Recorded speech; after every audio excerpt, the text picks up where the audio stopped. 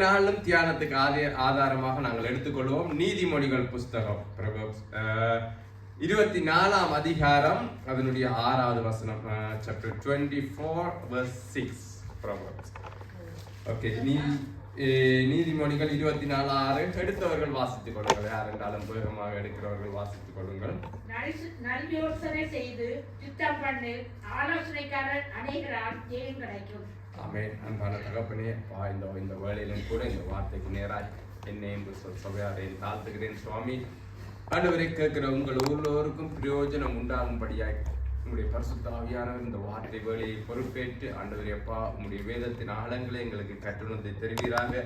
மறைபொருளாய் இருப்பவர்களே எங்களுக்கு நீர் வழியரங்கமாக்குவீராக சுவாமி. கேட்கிற ஒவ்வொருவரும் ஆண்டவரே அப்பா கர்த்தருடைய நாளில் எங்களோடு இடைப்பட்டார் என்று சொல்லத்தக்கதாய் எங்களுடைய வார்த்தைகள் ஆண்டவரை முத்திரிக்கப்பட்டதாய் தரத்திலிருந்து வந்து இந்த இடத்தில கிரியைகளை நடப்பிக்கும்படியாய் கர்த்தராய் இயேசு கிறிஸ்து நாமத்தினால இந்த வார்த்தை பகுதியை ஒப்பு கொடுத்து மன்றாடி ஜெபிக்கிறேன் எங்கள் ஜீவனில் நல்ல பிதாவே.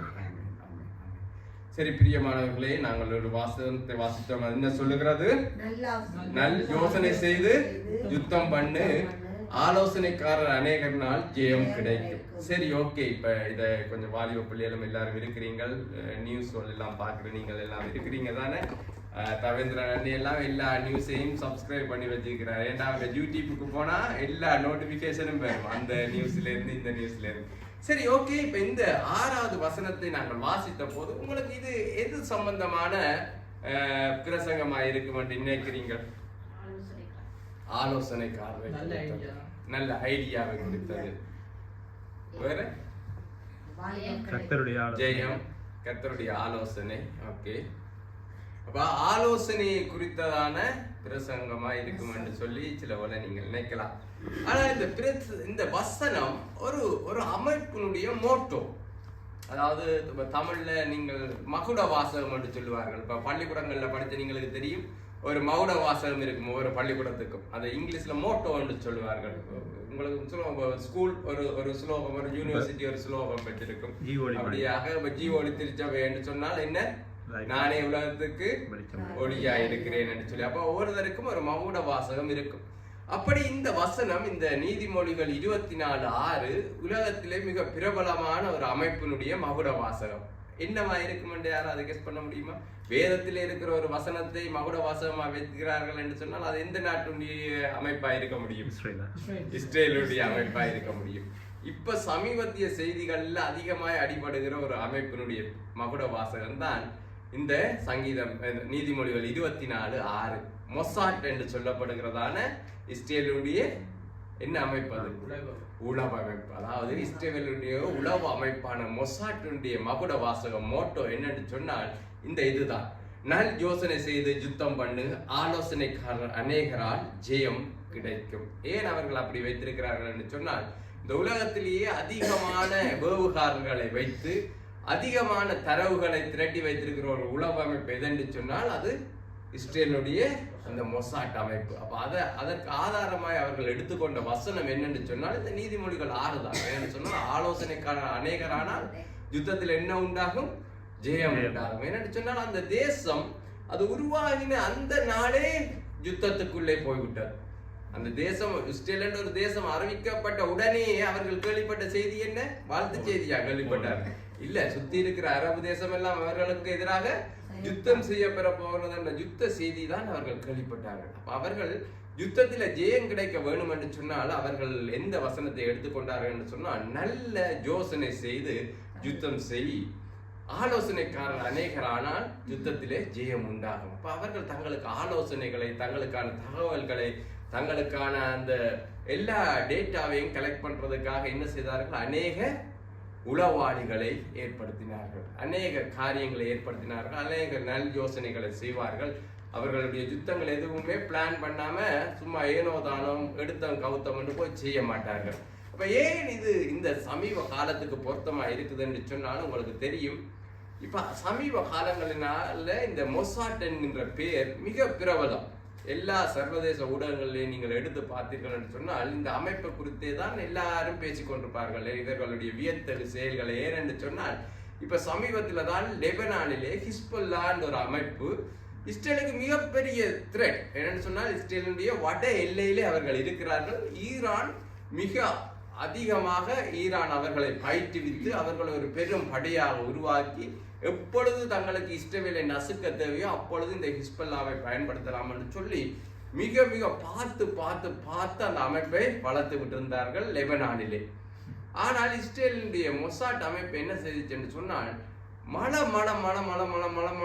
அவர்களுடைய பெரிய தலைவர்களை எல்லாம் இன்றைக்கு ஒரு தலைவர் என்று சொன்னா அடுத்த நாள் கேட்டா இன்னொரு தலைவர், ஒரே குண்டு வீச்சில அவர்களுடைய ஒரு அமைப்பினுடைய அத்துமொத்த தளபதிகள், அது போதாது என்று சொல்லி அவர்களுடைய பிரதானமான அந்த தலைவரையே கொலை செய்து விட்டார்கள். இப்படி எல்லாம் கொலை செய்து, அது மட்டுமில்லை அவர்கள் பயன்படுத்தின அந்த பேஜர் என்று சொல்லப்படுகிற அந்த மெசேஜ் பார்க்கிற ஒரு கருவிக்குள்ள என்ன செய்தார்கள் என்று சொன்னால் அதுக்குள்ள குண்டு வச்சு ஒரே நேரத்தில் 4000-5000 பேஜர்களை வெடிக்கும்படியா செய்தார்கள். எப்படி பாருங்கள், அந்த பேஜருக்குள்ள குண்டு வைத்து அந்த பேஜர் அவர்களுடைய தளபதிகள் அவர்களுடைய உத்தியோகத்தர்களுடைய கைகளில் கிடைக்கும்படியா செய்து ஒரே நேரத்திலே அந்த பேஜரை வெடிக்க செய்து இப்படியாக அநேக காரியங்களை அவர்கள் செய்கிற போது இப்ப உலகம் அவர்களை உற்று நோக்கி பார்த்து கொண்டிருக்கிறது. ஆனால் இதே இஸ்ரவேலுடைய உலக அமைப்புகள் ஒரு சந்தர்ப்பத்திலே சறுக்கிச்சு. எப்ப? சமீபத்திய செய்தி தான், உங்களுக்கு தெரியும். ஒரே நாளிலே என்ன செய்தார்கள், அந்த கமாஸ் என்று சொல்லப்படுகிறதான அந்த தீவிரவாத குழு அதனோடு சேர்ந்து அந்த காசா பகுதியில் இறங்குகிற மற்ற தீவிரவாத குழுக்கள் எல்லாம் என்ன செய்தார்கள், ஒரே நாளிலே இஸ்ரேலுக்குள்ள புகுந்து அநேகரை கொலை செய்து அநேகரை பணைய கைதிகளாய் கொண்டு போன போது அப்பொழுது உலகம் என்ன சொன்னிச்சு, இஸ்ரேலுடைய உளவுத்துறை அவ்வளவுதான், அது முடிந்து விட்டது. அது அவர்களுடைய காரியம் எல்லாம் சும்மா வெளிவேசம், சும்மா மொசாட் சின்பத். அதாவது இந்த இடத்திலே அவர்கள் காசா அதற்கு காரணம் அதுல சின்பத் என்று சொல்லி அவர்களுக்கு இன்னொரு உளவுத்துறை இருக்கு, அந்த அதாவது இஸ்ரேலுடைய உள் பிரச்சனைகளை கவனித்துக் கொள்கிற உளவுத்துறை, அதெல்லாம் அவ்வளவுதான். அந்த இஸ்ரேலுடைய உளவுத்துறை எல்லாம் அவ்வளவுதான், சும்மா வெறும் மாயாஜாலம் தான் செய்து வைத்திருக்கிறார்கள். ஒன்றுமில்லை என்பார். ஒரே நாள்ல இவ்வளவு பெரிய தாக்குதல் நடந்துட்டது என்று சொல்லி உலகமே அவர்களை பார்த்து சிரிச்சிச்சு. ஆனா இப்ப கொஞ்ச காலம் போவிட்டு அவர்களுடைய அந்த காரியங்கள் அவர்கள் எவ்வளவு துல்லியமாக உளவுத்தவர்கள் எடுத்தெடுத்து எல்லாரையும் கொலை செய்கிறார்கள் என்பதை பார்க்கிற போது உலகம் ஆச்சரியப்பட்டுச்சு. அப்ப இது பார்க்கிற போது இப்ப வெளியாக்கள் பார்க்கிற போது இது ஏதோ ஒரு உலக காரியம் என்று நினைப்பார்கள் பிரியமானவர்களே.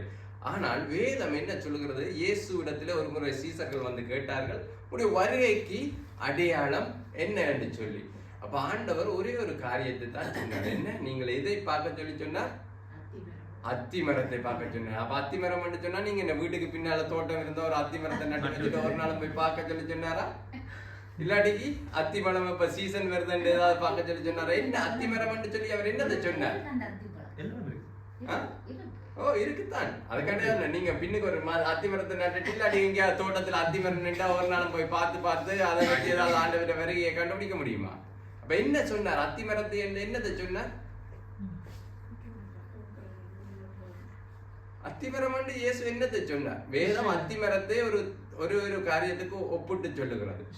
இஸ்ரவேல் தேசம் அத்திமரத்தை ஒப்பிட்டு பாருங்கள், அதுக்கு இளந்திளைகள் தோன்றுகிற போது என்னுடைய வருகை சமீபமாக இருக்கிறது என்று சொன்னார். அத்திமரத்தினுடைய இளங்கிளைகள் எப்ப தோன்றிச்சு? அந்த இஸ்ரவேல் தேசம் உருவாகின போது தோன்றிச்சு. அப்ப நாங்கள் பிரியமானவர்களை ஏன் இஸ்ரவேலுக்காக ஜெபிக்கிறோம், ஏன் இஸ்ரவேலுடைய காரியங்களை நாங்கள் ஒத்து பார்க்க வேண்டும் என்று சொன்னால், ஆண்டவராகிய இயேசு கிறிஸ்துவினுடைய வருகை பெல்ஜியம் தேசத்தோட சம்பந்தப்படவில்லை, ஹொலந்து தேசத்தோட சம்பந்தப்படவில்லை, இலங்கை தேசத்தோட சம்பந்தப்படவில்லை. அது முற்று முழுவதாக இஸ்ரவேல் தேசத்தோட சம்பந்தப்பட்டதா இருக்கிற அப்படின்னால நாங்கள் இஸ்ரவேலுடைய காரியங்களை உற்று நோக்க வேண்டியவர்களா இருக்கிறோம். அப்ப நாங்கள் என்ன செய்யணும் சொன்னால், வேதத்தின் அடிப்படையில காரியங்களை பார்க்க கற்றுக்கொள்ள வேண்டும். சமீபத்திய செய்திகளை, இஸ்ரவேல் சம்பந்தமான செய்திகள் வருகிற போது நாங்கள் வேதத்தின் அடிப்படையில பார்க்க வேண்டும்.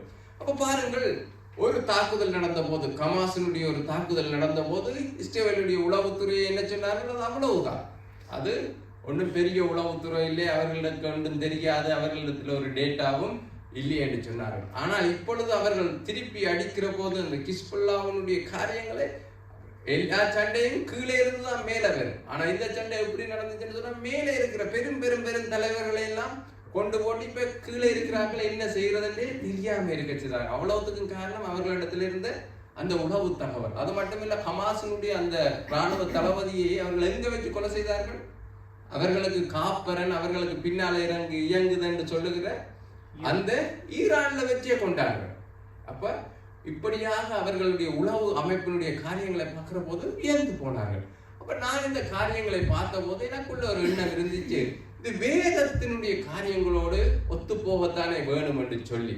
அப்ப சமீபத்தில் ஒரு செய்தியையும் கேட்டேன். ஒரு பாஸ்டர் அந்த காரியங்களை குறித்து விளங்கப்படுத்துற காரியம்.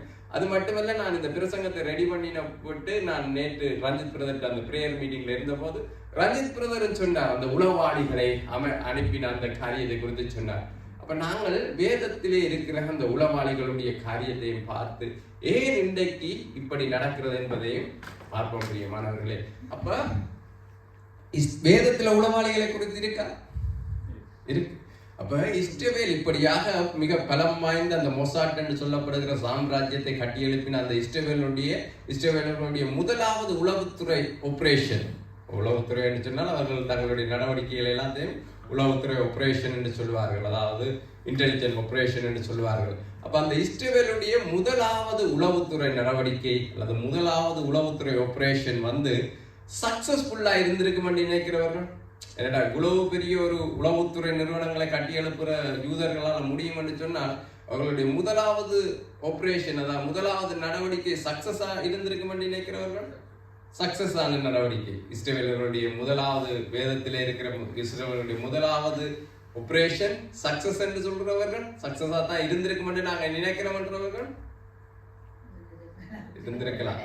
அப்படி நாங்க கெஸ் பண்றோம் இருந்திருக்கும்.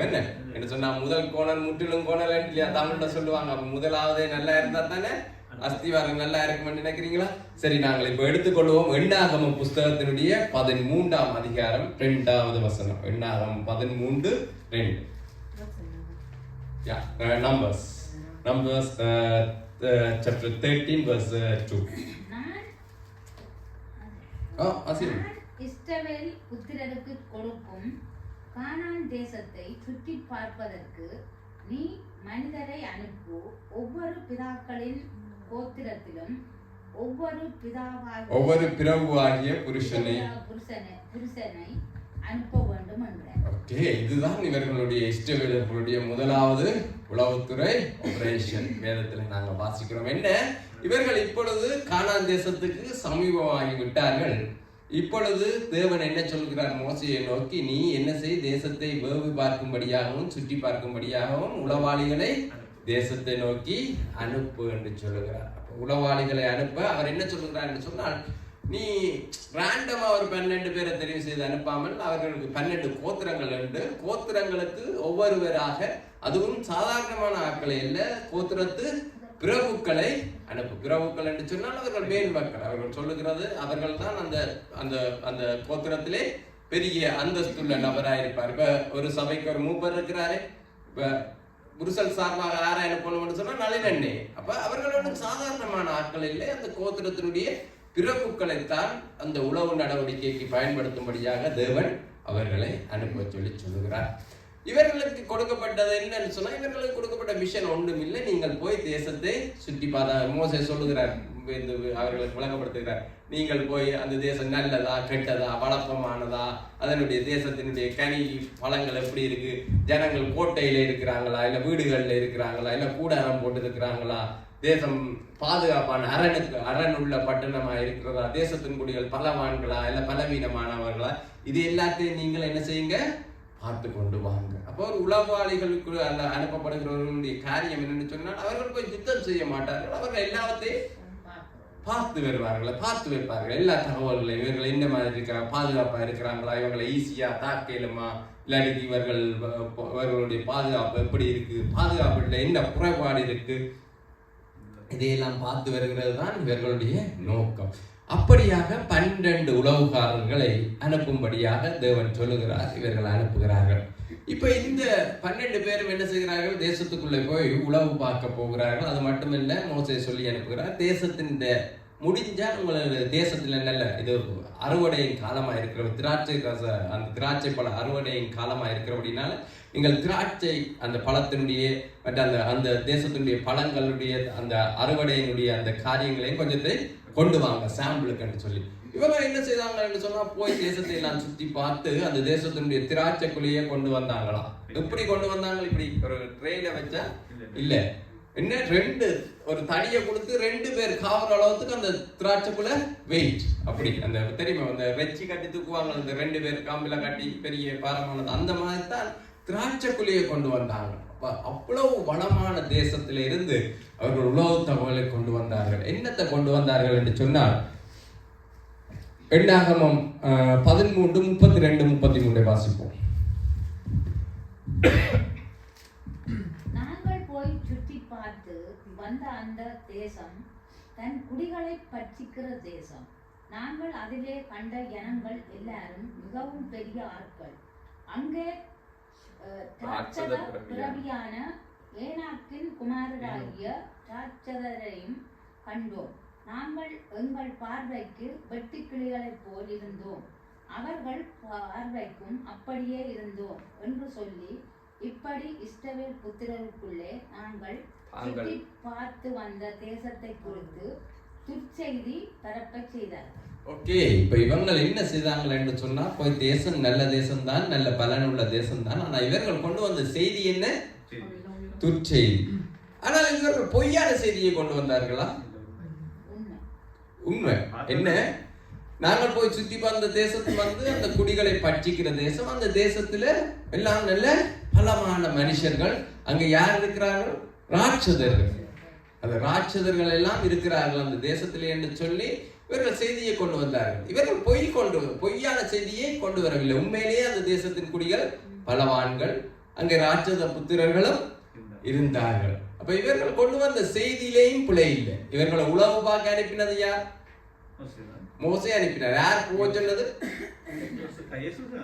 ஆண்டவர் தான் உளவாளிகளை அனுப்பன்னு சொன்னார். நாங்க அப்படித்தானே வாசிச்சோம். இவர்கள் கொண்டு வந்த செய்தியிலேயும் பிழை இல்லை என்று அவங்க உண்மையை தான் சொல்லுகிறார்கள்.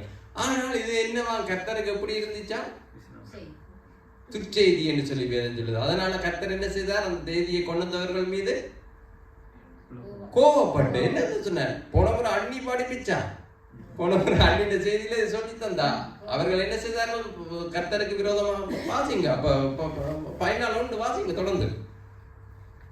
அப்பொழுது நான் வாசிக்க, அப்பொழுது சபையார் எல்லாரும் கூக்குரல் விட்டு புலம்பினார்கள். ஜனங்கள் அன்று இரா முழுவதும் அழுது கொண்டிருந்தார்கள். இஸ்ரவேல் புத்திரர் எல்லாரும் மோசேக்கும் ஆரோதனுக்கும் விரோதமாக முறுமுறுத்தார்கள். சபையார் எல்லாரும் அவர்களை நோக்கி, எகிப்து தேசத்திலே செத்து போனோமானால் நலமாயிருக்கும். இந்த வனாந்திரத்திலே நாங்கள் செத்தாலும் நலம். நாங்கள் பட்டயத்தால் மடியும் படிக்கும் எங்கள் பெண் ஜாதிகளும் என் பெண் பிள்ளைகளும் கொள்ளையாகும்படிக்கு கர்த்தர் எங்களை இந்த தேசத்துக்கு கொண்டு வந்தது என்ன? எகிப்துக்கு திரும்பி போகிறது எங்களுக்கு உத்தமம் அல்லவா என்றார்கள். பின்பு அவர்கள், நாம் ஒரு தலைவனை ஏற்படுத்தி கொண்டு எகிப்துக்கு திரும்பி போவோம் வாருங்கள் என்று ஒருவரோடு ஒருவர் சொல்லி கொண்டார்கள். இப்ப இந்த உளவு தகவல் வந்தோன்னு அவர்கள் என்ன செய்தார்கள் என்று சொன்னால், ஐயோ கர்த்தரங்களை கொல்லவா கொண்டு வந்தா, பலவான்களோட யுத்தம் நடக்க போது, அப்ப கர்த்தரங்களை அழிக்கவா கொண்டு வந்த. நாங்க இந்த வனாந்தரத்துல செத்து போனா கூட எங்களுக்கு நல்லா போய் யுத்தம் பிடிச்சி அவங்களோட யுத்தத்துல நாங்கள் வீணா சாக போறோம், அவர்கள் எங்களுடைய பொஞ்சாதி பிள்ளைகளை எல்லாம் கொள்ளையாய் கொண்டு போகிறார்கள் என்று சொல்லி கர்த்தருக்கு விரோதமாக புலம்பினதும் முறுமுறுத்தது மட்டுமல்ல, என்ன சொன்னார்கள்? நாங்கள் எங்க திரும்பி போவோம்? எகிப்துக்கு திரும்பி போவோம். எங்கே தேவன் எந்த அடிமைத்தனத்தின் வீடாகிய எகிப்திலிருந்து ஓங்கிய கரத்தினாலும் பலத்த புயத்தினாலும் அவர்களை விடுதலை பண்ணி அநேக அற்புதங்களினாலேயும் அதிசயங்களினாலேயும் அடையாளங்களினாலேயும் அவர்களை விடுதலையாக்கி சிவந்த சமுத்திரத்தை பிளக்க செய்து அவர்களை கொண்டு வந்து கானானை சுதந்திரிங்கள் என்று சொல்லி விட்டால், அவர்கள் இப்ப என்ன சொல்லுகிறார்கள்? நாங்கள் எங்க போறோம்? எகிப்துக்கு போகிறோம். அப்ப இதுதான் அவர்களுடைய முதலாவது உளவு நடவடிக்கையினால விளைந்த பலன். அப்ப இதனால கர்த்தர் என்ன சொன்னார் என்று சொன்னான், சந்தோஷப்பட்டாரா? பாத்திய உளவாளியர் போய் உளவு தகவல் பார்த்துட்டு வந்த உளவு நல்ல வேலை மிஸ் ஆகி கானானுக்குள்ள போயிருந்தாங்களா, எல்லாரும் செத்து போயிருப்பாங்க. இப்ப உளவு பார்த்துட்டு வந்தபடினால நல்லதா போச்சுன்னு சொன்னாரா? என்ன சொன்னார் கர்த்தர்?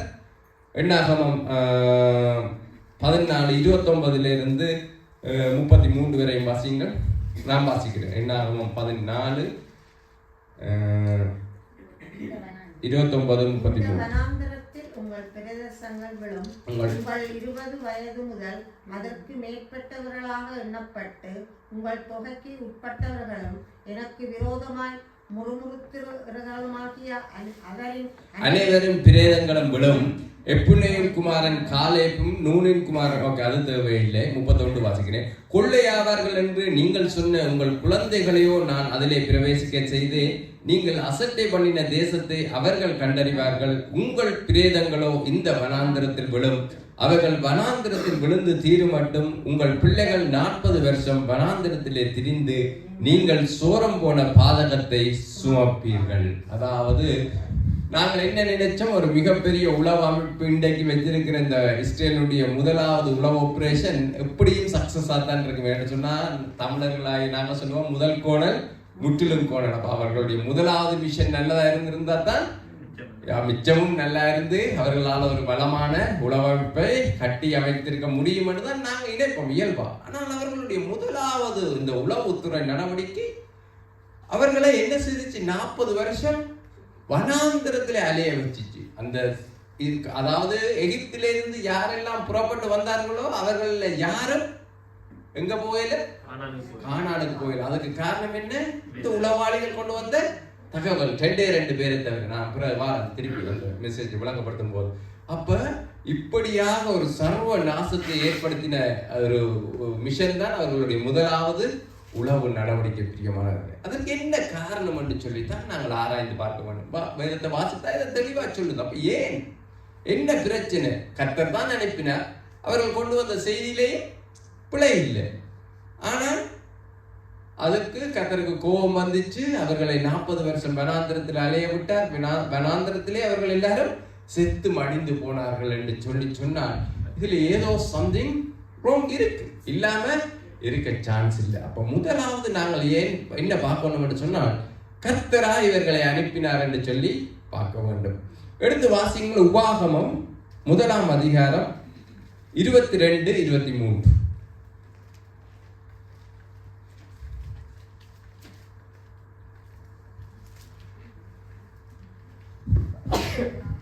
உபாகமம் 1 அதிகாரம். உபாகமம் 1 அதிகாரம் 22, 23. நீங்கள் எல்லாரும் என்னிடத்தில் வந்து நமக்காக அந்த தேசத்தை சோதித்து பார்க்கவும், நாம் இந்த வழியாக அதில் சென்று இந்த பட்டணங்களுக்கு போகலாம் என்று நமக்கு மறு செய்தி கொண்டு வரவும் நமக்கு உண்டாக மனிதரை அனுப்புவோம் என்றார்கள். அதற்கு எனக்கு நன்றாய் கண்டது, கோத்திரத்துக்கு ஒருவனாக 12 பேரை தேர்ந்தெடுத்து அனுப்பினேன். ஓகே, இப்ப உபாகமத்திலே இது உபாகமம் வந்து மோசேனுடைய வார்த்தைகள். அதாவது மோசேக்கு கர்த்தர் சொல்லிவிட்டார், நீ கானானுக்குள்ளே பிரவேசிக்க மாட்டாய் என்று சொல்லி.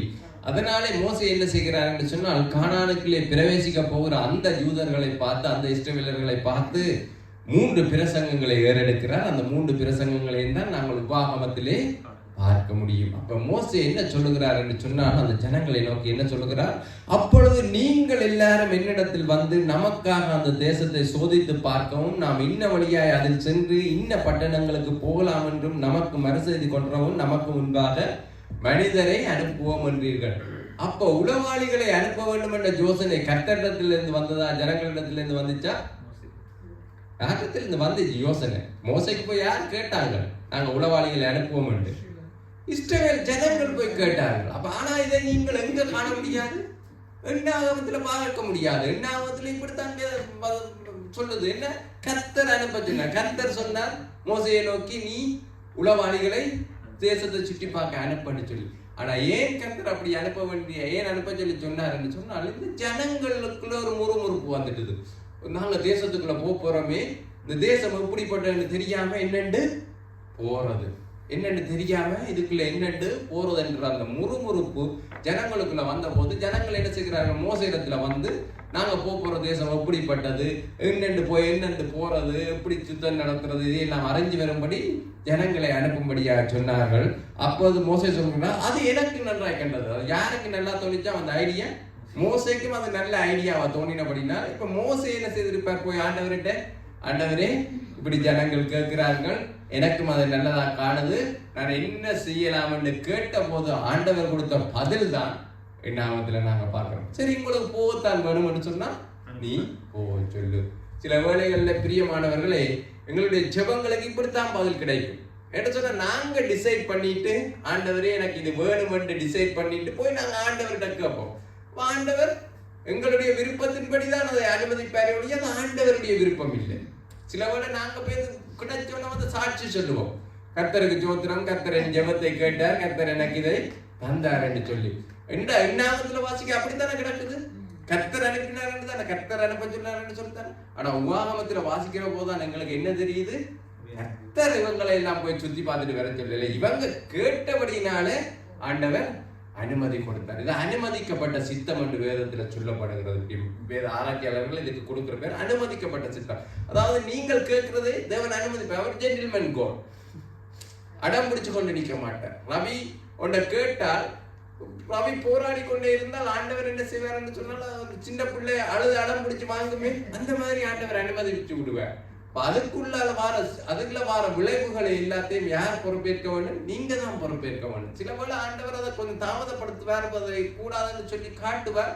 ஆனா நாங்க கேட்க மாட்டோம், ஆண்டவரே எனக்கு இந்த வேலை தான் வேணும், ஆண்டவரே எனக்கு இந்த கல்யாணம் தான் வேணும், ஆண்டவரே எனக்கு இந்த நாடு தான் வேணும். சில பேர் ஆண்டவர் வேற நாட்டுல எங்கேயாவது இருக்க வைக்க பார்த்தா குணாமிரதர் நெடுகளும் சொல்லுவார், அவரை ஆண்டவர் பெல்ஜியத்துல தான் நிப்பாட்ட பார்த்தார், அவர் எங்க லண்டனுக்கு போகணும் மட்டும் முயற்சி பண்ணுறார். அப்படி சில வேளைகளில நாமே அடம் பிடிச்சு நாமே சில காரியங்களை செய்வோம், அதனுடைய விளைவு மோசமானதாய் மாறிவிடும். அப்ப அதுதான் இந்த இடத்திலே நடந்தது. இந்த ஜனங்களை ஆண்டவர் அழைக்கும் போதே சொன்னார், நான் உங்களை பாலும் தேனும் ஓடுகிற கானானுக்குள்ளே கொண்டு போக போகிறேன். அப்ப ஆண்டவருக்கு என்ன தெரியும் அந்த தேசத்தை பற்றி? எல்லாம் தெரியும். அது பாலும் தேனும் ஓடுகிற தேசம் என்று தெரியும். அது மட்டுமில்ல, அந்த தேசம் வருஷம் பூராகவும் ஆசீர்வதிக்கும். அது மழை பொழிகிற தேசம். அந்த தேசத்திலே 2 வேளைகள் மழை பொழியும், ஆனால் 12 மாசமும் அங்கே அந்த ஈரப்பதம் காணப்படும். அப்ப தேசத்தினுடைய எல்லா காரியங்களும் தேவனுக்கு தெரிந்துதான் அவர் எகிப்திலிருந்து சும்மா திடீரென்று கூப்பிட்டு கொண்டு எங்க போறது எது போதுன்னு தெரியாம அவர் இஸ்ரவேல் ஜனங்களை அழைத்து வரவில்லை. அழைக்கும் போதே நோக்கம் இருந்துச்சு, அவர்களை அழைத்து கானானுக்கு கொண்டு போற கம்ப்ளீட் பிளான் ஆண்டவர்கிட்ட இருக்கும். ஆனா நாங்க என்ன செய்வோம், சில நேரம் எங்களுக்கு தோணுறத உண்டு ஆண்டவருக்கு சொல்லி ஆண்டவரை அதை செய்ய வைப்போம். பிரியமானவர்கள், அதுதான் எங்களுடைய காரியம். அப்ப முதல் எண்ணாகமத்துல வாசிச்சா எங்களுக்கு தெரியாது. ஆனா நாங்க உபாகமத்துக்கு வரும்போது கண்டுபிடிக்கிறோம் என்னன்னு சொன்னால், ஆண்டவர் தன்னுடைய விருப்பத்தின்படியாக தன்னுடைய சித்தத்தின்படியாக உளவாளிகளை அனுப்பவில்லை. ஜனங்கள் முறுமுறுத்து ஜனங்கள் ஐயோ இன்னும் அதுக்குள்ள போறது. இப்ப சில வேளை நாங்களும் அப்படித்தானே, இப்ப ஆண்டவரோட செய்ய சொல்லிட்டார், சிச்சி ஆண்டவரே உங்களுக்கு தெரியாது, அது அந்த அப்படி போய் அசூல் அடிச்சா எல்லாம் பிழைச்சி போடும், அது நாங்கள் ஸ்பான்சர் கொடுக்கணும் வேண்டாம், அது இதெல்லாம் சேர்த்து தான் கொடுக்கணும். அப்படி நாங்கள் ஆண்டவருக்கு ஆலோசனை சொல்லுவோம். நாங்கள் ஆண்டவருடைய வழிகளையும் மாற்ற பார்ப்போம். சில காரியங்கள் ஆண்டவர் ஒரு காரியத்தை எங்களுக்கு தீர்க்கமா செய்வேன் என்று சொன்னால் செய்வார். ஆனா நாங்க என்ன செய்வோம், எக்ஸ்ட்ரா ஆலோசனை வைப்போம், எக்ஸ்ட்ரா உளவுக்காரர்களை. ஆண்டவர் ஒரு பேரை நாங்கள் ஜெபிக்கிற போது ஆண்டவர் சொல்லுகிறார், ஒரு தீர்க்க தரிசனம் மூலமாக உனக்கு இந்த தேசத்துல நான் விசாவை தருவேன் என்று சொல்லி. ஆனா இப்ப நீங்க என்ன செய்வீங்க, உடனே டிரான்ஸ்லேட்டர் அடிச்சு இப்ப கேஸ் எல்லாம் எப்படி போகுது, கொடுக்குறாங்களா, பெல்ஜியத்துல விசா கொடுக்குறாங்களா? அவர் சொல்லுவார், தம்பி பெல்ஜியம் கஷ்டம், பெல்ஜியம் இப்ப இணைக்கிற வேற இல்ல, பிடிச்சி உடனே ஆக்களை அனுப்புறான்னு உடனே டிரான்ஸ்லேட்டரை விட்டுட்டு இன்னொரு அஞ்சே இருக்கிற சித்தப்பாக்கு அடிப்பார். சித்தப்பா என்ன சொல்றார், நாங்களே உளவாளிகளை ஏற்படுத்திக் கொள்வோம். என்னத்தை மறந்து போகிறோம், கர்த்தருடைய நோக்கம் என்னன்னு மறந்து போறோம்.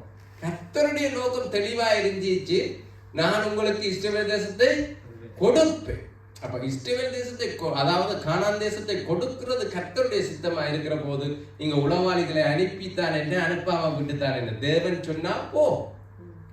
ஆனா நாங்க என்ன செய்வோம், தேவன் சொன்னாலும் கர்த்தருக்கு ஒரு பேச்சுக்கு சொல்லுறார், ரவி உன்னை குறிச்ச என்னுடைய நோக்கம் நீ பிரான்ஸுக்கு போகணும்னு சொல்லி, அங்கதான் நீ போய் ஊழியம் செய்யணும். உடனே ரவி என்ன செய்கிறான்னு சொன்னா, அவங்க பிரான்ஸ்ல இருக்கிற ஒரு சேர்ச்சுக்கு போன் பண்ணி, உங்க கிறிஸ்டியன்ஸ் கூட இருக்காங்களா, குறைய இருக்காங்களா, வந்தா ஊழியம் செய்யலாமா, ஊழியம் செய்தா நாம் வாழ்வதற்கு ஏதாவது வழி உண்டா, அதெல்லாம் ரவிக்கு தேவையில்லை. கர்த்தர் சொன்னா போ. என்னன்னு சொன்னா, கர்த்தர் உனக்கானதை ஆயத்தப்படுத்தி வைத்து விட்டார். கர்த்தர் உங்களை குறித்த நோக்கம் இல்லாமல் உங்களை யாரையும் பிரியமானவர்களை அழைக்கவில்லை. அழைச்சு போட்டு சரி பார்ப்போம். சில பேர் இப்படித்தானே சரி கூப்பிட்டு போட போய் இந்த என்ன பார்த்து செய்வோம். மனுஷர்கள் அப்படி செய்வார்கள். சரி எடுத்து வைப்போம், பிறகு எப்ப தேவைப்படுதோ அப்ப ஏதாவது பாவிச்சு கொள்ளலாம். ஆனா கர்த்தர் அப்படி உங்களை அழைக்கவில்லை. அவர் அழைத்த போதே உங்களிடத்துல நோக்கம் இருக்குது. ஆனால் அந்த நோக்கமே நிறைவேறாமல் போகுதுன்னு சொன்னால் நாங்கள் உளவு பார்க்க வலிக்கிறதுனால நாங்க உடனே அடிச்சு கேட்போம்.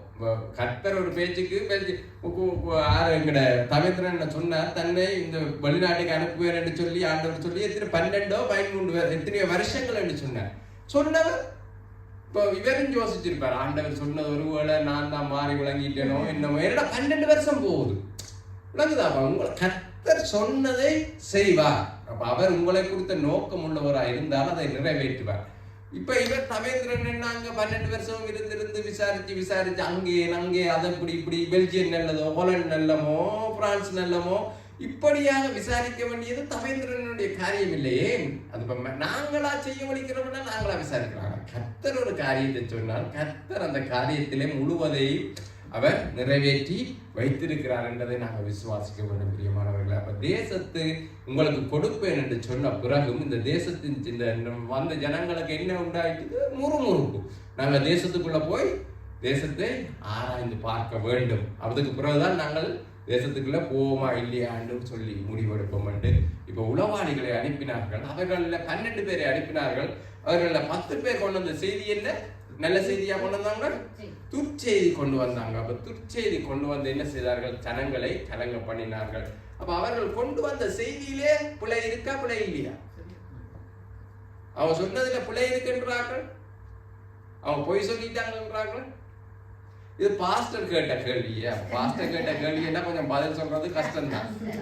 என்ன பாஸ்டர் தான் இந்த ட்விஸ்ட உடைச்சவர். அப்ப அதால இதுக்கு நீங்க யாராவது இந்த இதுல என்ன ட்விஸ்ட் இருக்குன்றதை கண்டுபிடிக்கும். எண்ணாகமம் 13:32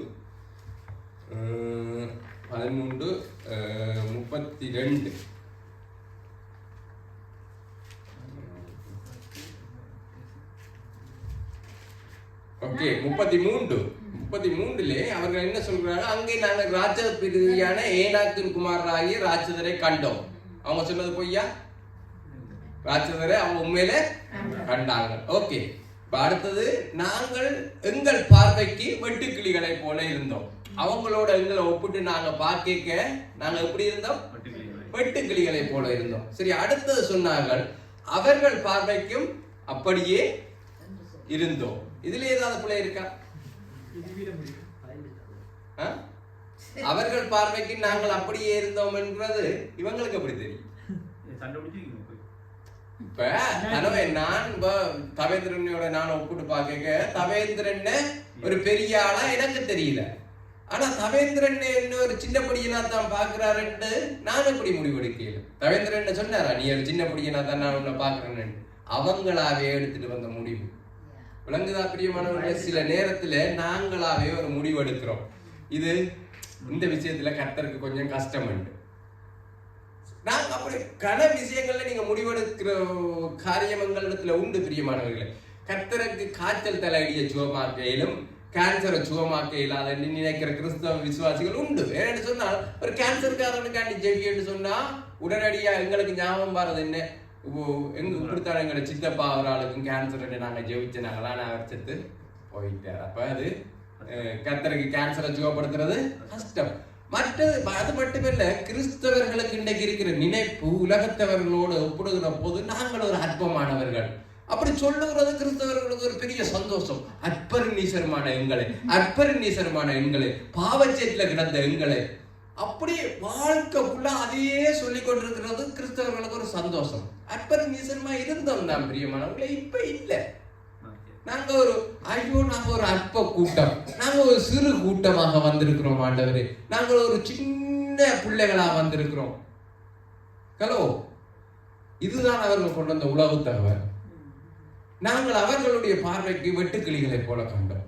குணா பிரதருக்கு எத்தனையோ வருத்தம் இருக்கு, எத்தனையோ துன்பம் இருக்கு. ஆனா குணா பிரதரை நம்பி அவரை தங்களுடைய வீடுகளுக்காக ஜெபிக்க கூப்பிடுகிறவர்கள், தங்களுடைய வியாதிகளுக்காக, தங்களுடைய போராட்டங்களுக்காக ஜெபிக்க கூப்பிடுகிற அநேக வெளியாட்கள் உண்டு. அவங்களுக்கு தெரியாதா குணாபிரதருக்கு எவ்வளவு பிரச்சனை இருக்கு, இவரை கூப்பிட்டு நானே ஜெபிக்கணும் அவன் நினைக்கல. ஆனா சில குணாபிரதருக்குள்ள அந்த தாழ்மை வந்துட்டு எனக்கு இவ்வளவு பிரச்சனையா இருக்கு, அவங்களை என்ன எப்படி நினைப்பாங்கன்னு சொல்லி அதுதான் பிசாசு கொண்டு வருகிற காரியம். என்ன நாங்கள் நினைத்துக் கொள்கிறோம் என்று சொன்னால் வெளியாக்களங்களை அற்பமா நினைக்கிறாங்க. ஆனால் அவர்களுக்கு எங்களை குறித்த நோக்கம் என்னென்று எங்களுக்கு தெரியாது. அவங்க சிலவனை நினைக்கலாம், இவன் ஜெபிச்சா எனக்கு நல்லது நடக்கும், சேர்ச்சில் இதை சொல்லி ஜெபிச்சா நல்லது நடக்கும் என்று சொல்லி அவன் நினைக்கலாம். ஆனா நாங்களா என்ன நினைத்துக் கொண்டிருக்கிறோம், அவன் எங்களை அற்பமா நினைப்பான்.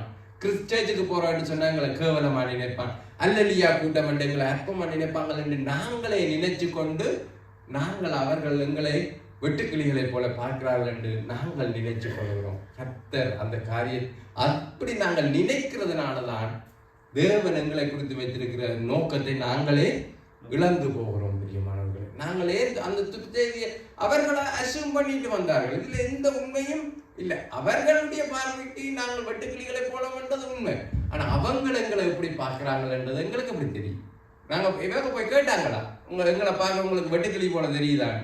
அவங்களாவே அசூம் பண்ணிட்டு வந்தாங்க. இப்ப சில நேரத்துல தேவ பிள்ளைகள் தேவ சபை என்ன நினைக்குது என்று சொன்னா தன்னை அற்பமாய் தானே நினைச்சு கொள்ளுது. ஒரு தாழ்வு மனப்பான்மைக்குள்ளே நாங்களே போகிறோம். நாங்க ஒரு இதான ஆட்கள், எங்களுக்கு ஒழுங்கா கதைக்கவும் தெரியாது, எங்களுக்கு நெதர்லாண்ட்ஸும் தெரியாது, பிரெஞ்சும் தெரியாது, கர்த்தர் எப்படி எங்களை கொண்டு சபையை நடத்துவார், கர்த்தர் எப்படி எங்களை கொண்டு காரியத்தை நடத்துவார், இதெல்லாம் யாராவது கொஞ்சம் நல்ல டேலண்டானவங்க நடத்துவாங்க.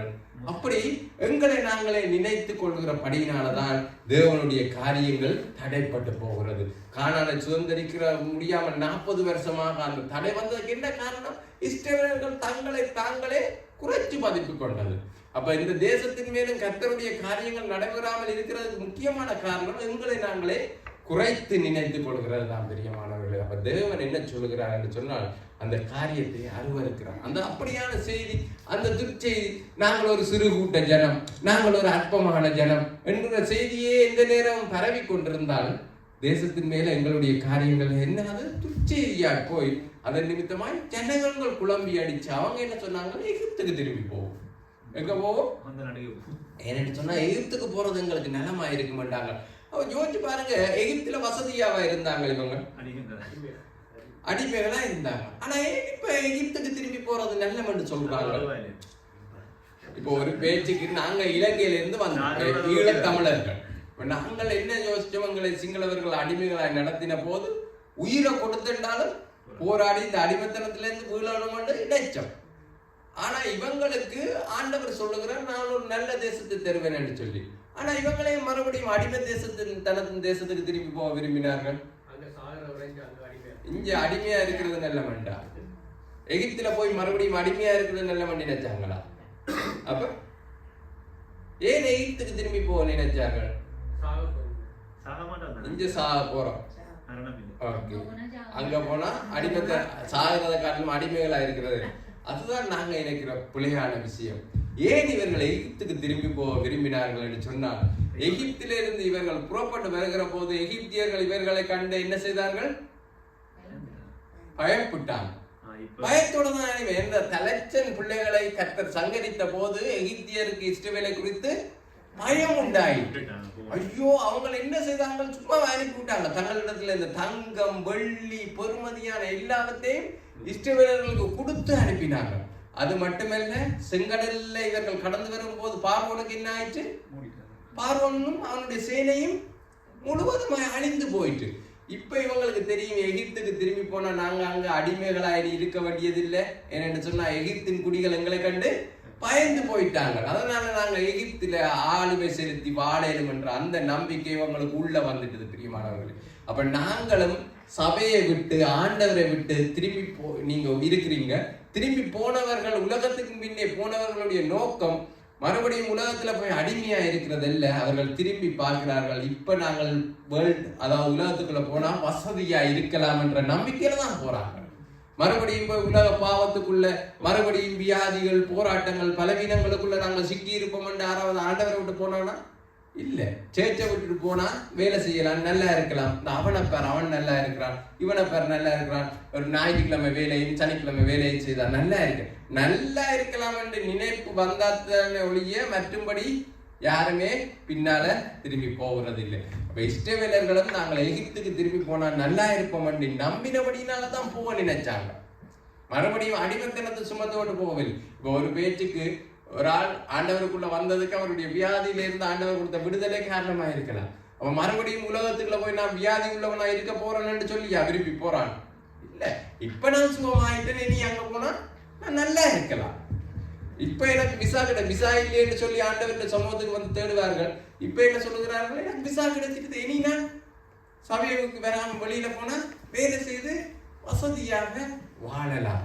அப்ப அவர்களுடைய நோக்கம் என்ன, இனி இங்க இருக்கிறத காட்டிலும் பழைய நிலைமைக்கு திரும்பி போனா வசதியா இருப்போம் என்று நம்புறபடினாலதான் நாங்க என்ன சொல்கிறோம், திரும்பி போவோம் என்று சொல்லி.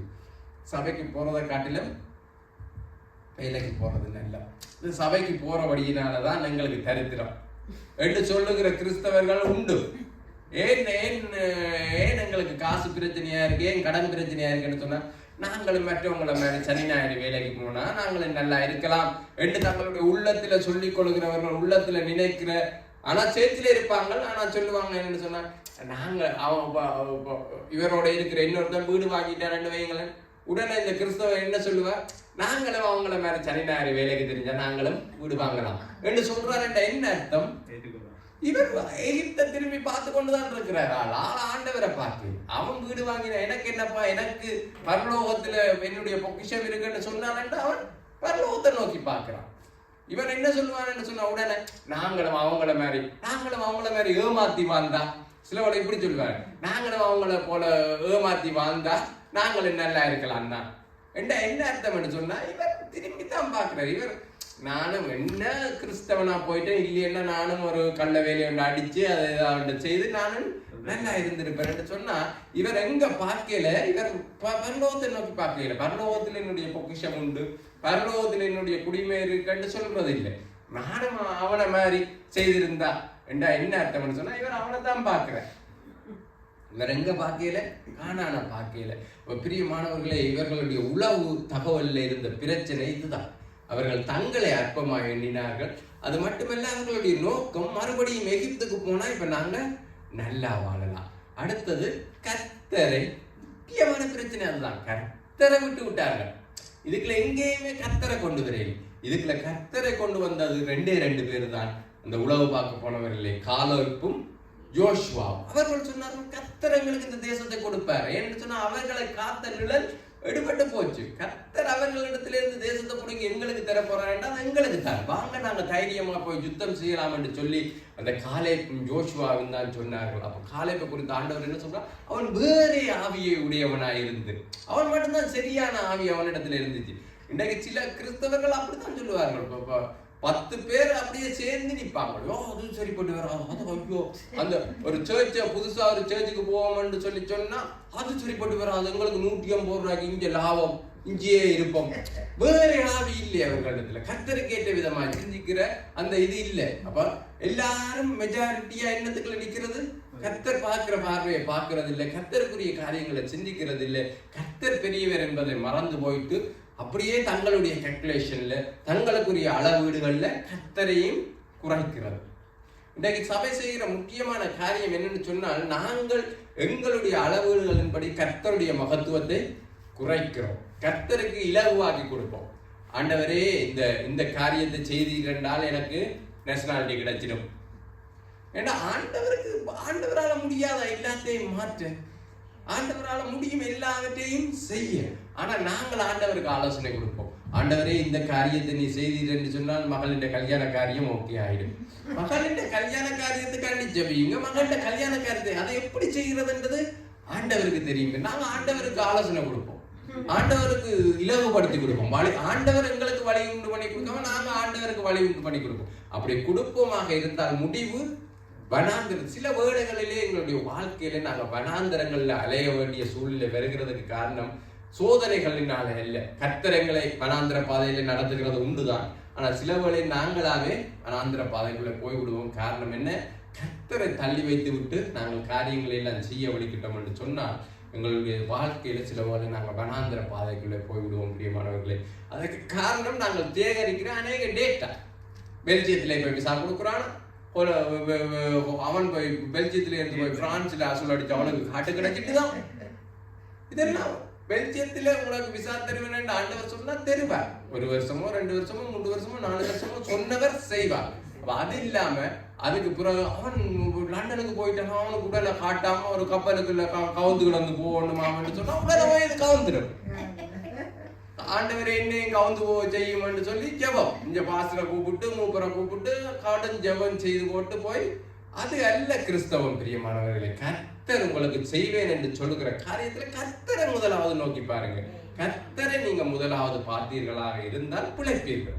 கர்த்தர் பெரிய காரியம் செய்வார். நான் இதோட 3 தகவல்களை சேர்த்து கொண்டு வந்தேன்னா, ஆனால் கர்த்தர் இந்த காரியத்தோடய அதிகமாக பேசுகிறபடினால் நாங்கள் இந்த இதையே மட்டுமே தியானித்துக் கொள்வோம். என்னன்னு சொன்னால் பாருங்கள், அப்ப ஏன் அந்த அதாவது காசாயிலிருந்து வந்த அந்த ஹமாஸ் என்கின்ற போராட்ட குழு அவ்வளவு பெரிய ஜெயத்தை எடுக்க என்ன காரணமாயிட்டு? ஏன் அந்த உளவுத்துறைகளுடைய காரியங்கள் எல்லாம் மணங்கி போய் இருந்துச்சு? அந்த இஸ்ரேல் இவ்வளவு பெரிய ஒரு பலத்த அவமானத்தையும் பலத்த தோல்வியையும் சந்திக்கிறதுக்கு என்ன காரணமா இருந்துச்சுன்னு சொன்னால், அன்றைக்கு கூடார பண்டிகையின் நாள். கூடார பண்டிகை உங்களுக்கு தெரியும். இஸ்ரவேலர்கள் தாங்கள் வனாந்தரத்திலே கூடாரங்கள்ல தங்கி இருந்தவர்களா இருந்தோம்.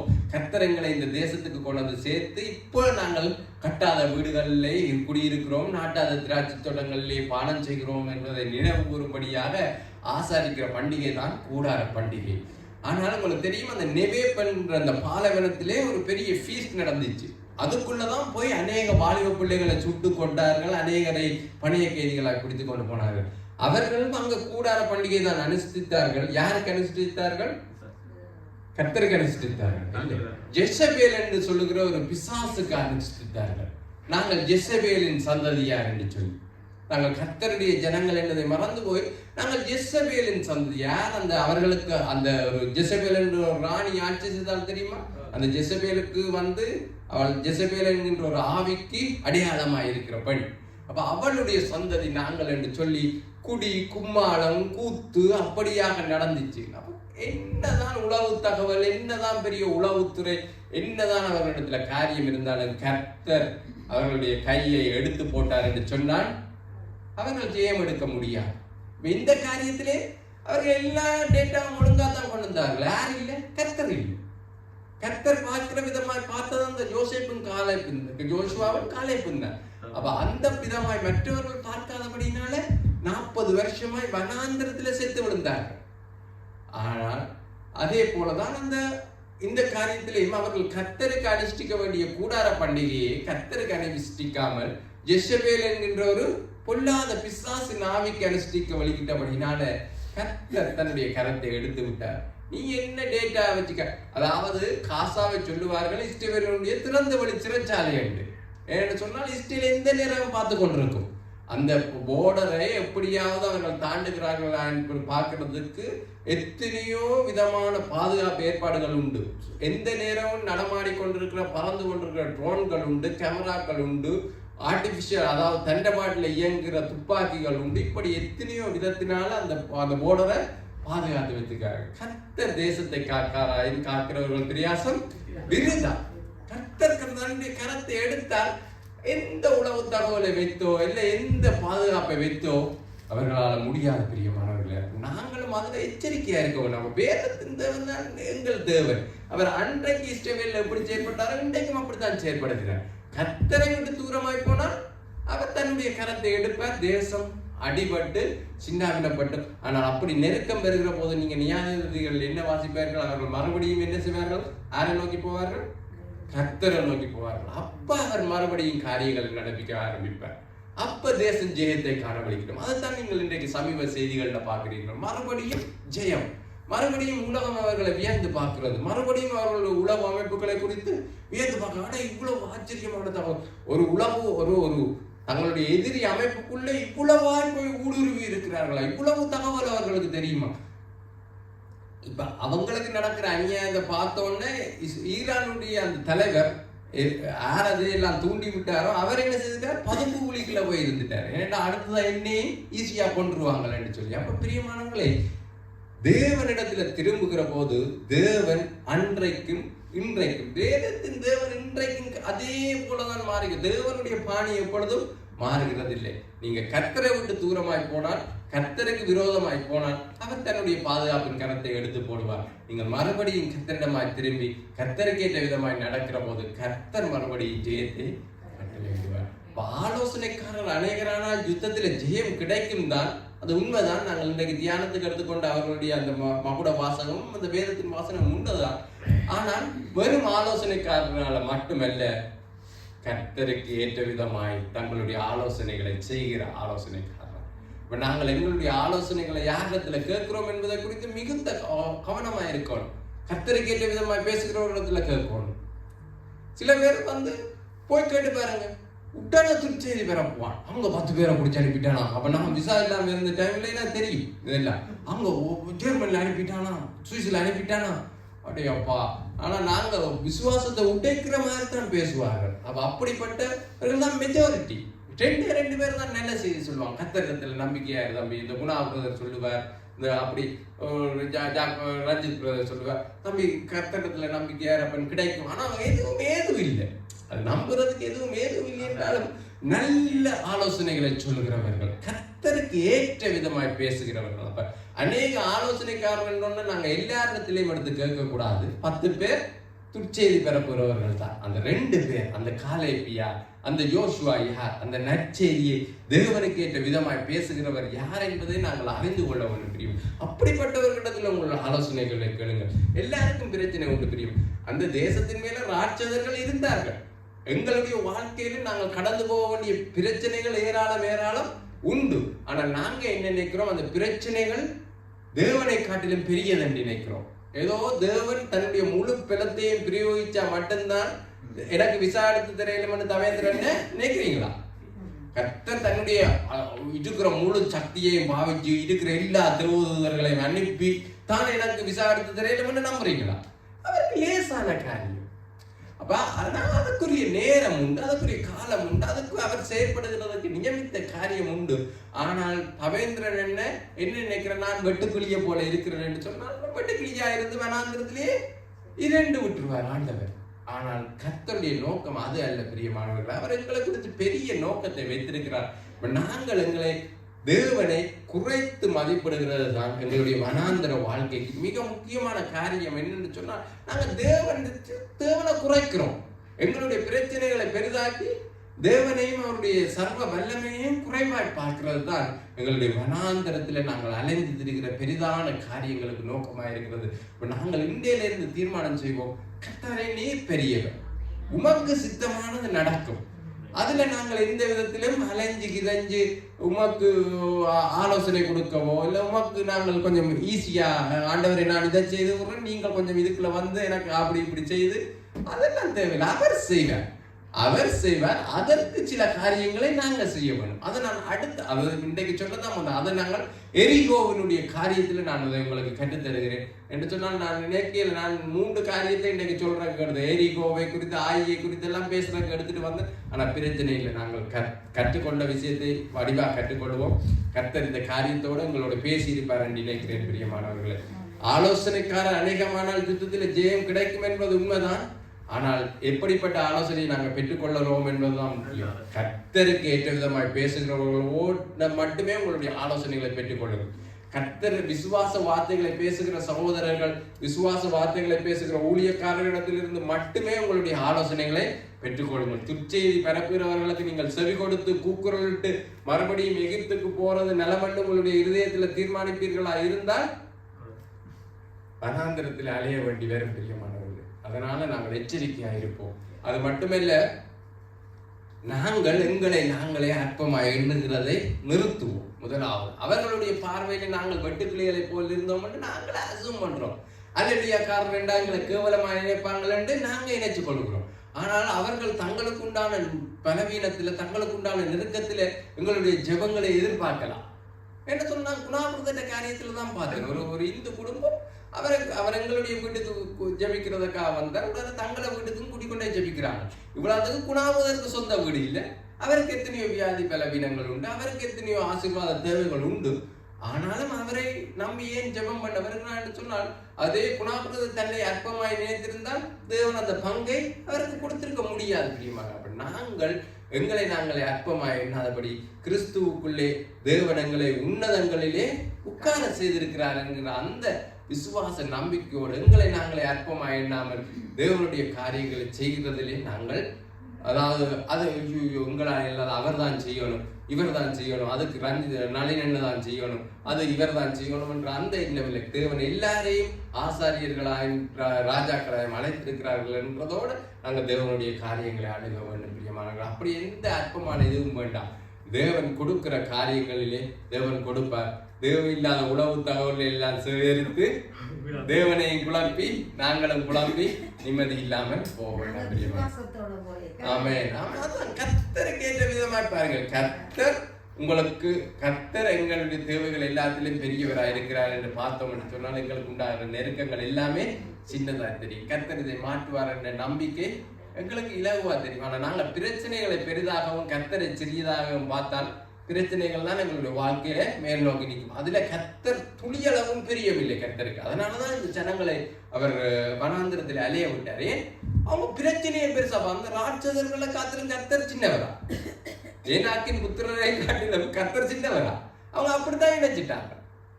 அப்ப கர்த்தரை நாங்கள் பெரியவராக, கர்த்தர் சர்வ வல்லவராக நாங்கள் பார்ப்போமாக இருந்தால் எங்களுடைய வாழ்க்கையில எப்பொழுதும் ஜெயம் உண்டு. நாங்கள் எழுந்திருப்போம். தேவனுக்கு பார்வைக்கு நேராக நம்பிக்கை செலுத்திக் கொள்வோம்.